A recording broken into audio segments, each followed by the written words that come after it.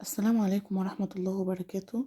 طبعا احنا بنأسس فلازم أول حاجة نكون عارفينها شهور السنة الهجرية. تمام، يبقى لازم لأنها بتبقى موجودة على سنة أولى ابتدائي.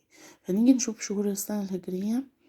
السنة أصلا بتتكون سواء الهجرية أو الميلادية، بتتكون من 12 شهر. تمام، شهور السنة الهجرية هي محرم، صفر، ربيع الأول، ربيع الثاني، جمادي الأول، جمادي الثاني، رجب، شعبان، رمضان، شوال، ذو القعدة، ذو الحجة.